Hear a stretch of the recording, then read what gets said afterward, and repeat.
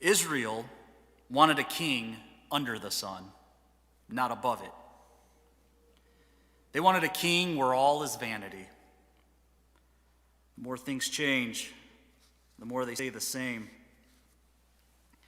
And even though God gave them the plain word, the prophets, the law, his brethren, they got comfortable. Even before captivity, God's people were comfortable in their slavery.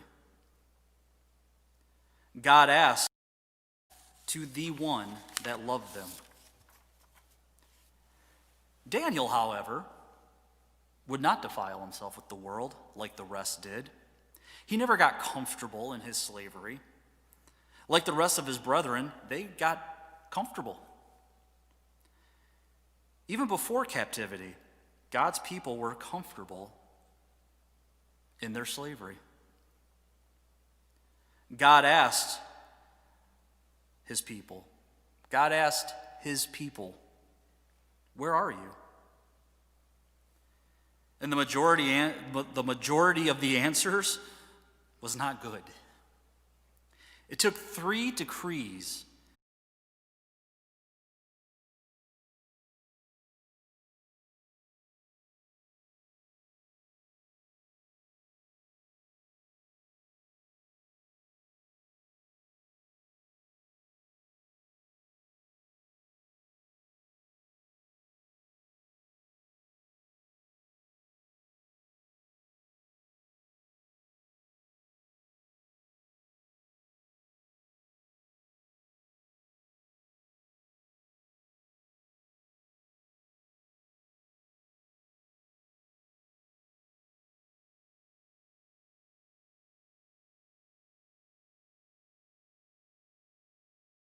and with those who keep his commandments, we have sinned and committed iniquity.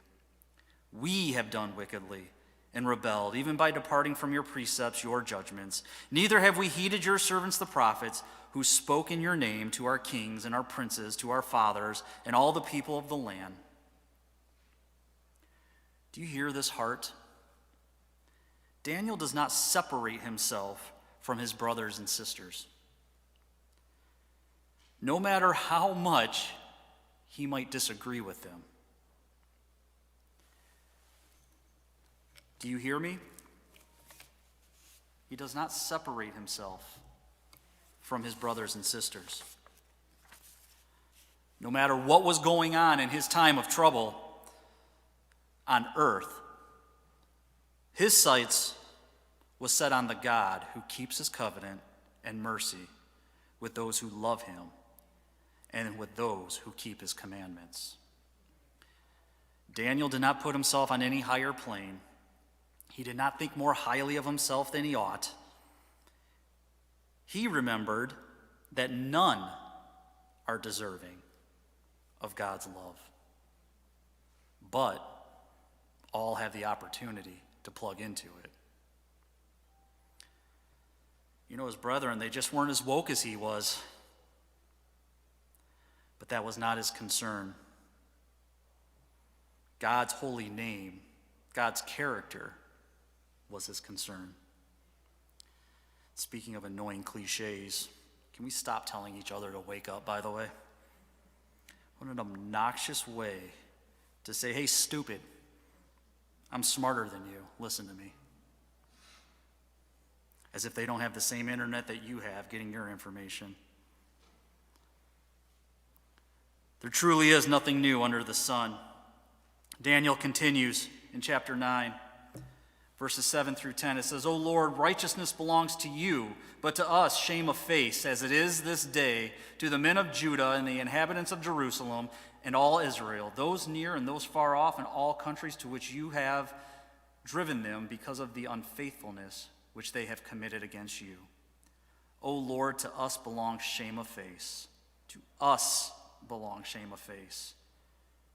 To our kings, our princes, our fathers, because we have sinned against you.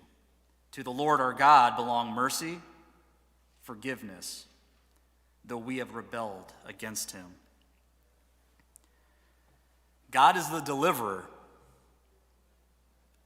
He is the deliverer that we better know.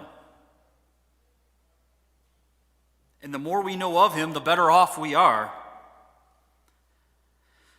But we also better apply who we know, or we'll miss it as well.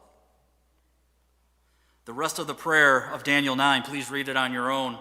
It is, hear the heart of the one that knows God. The one that knows the Lord God. There is not an ounce of pride in that prayer. Pride before the fall. You know, Satan had it all figured out too. He had it figured out so much that he forgot who gave it to him in the first place. In that prayer, Daniel refers to Moses and his time of deliverance, the Exodus story, the living example of God's deliverance. And again, we see God's unfathomable love for a rebellious people in slavery, and they're fine with it. Moses' return was not well accepted. Even after deliverance from the oppressor, even after the Red Sea,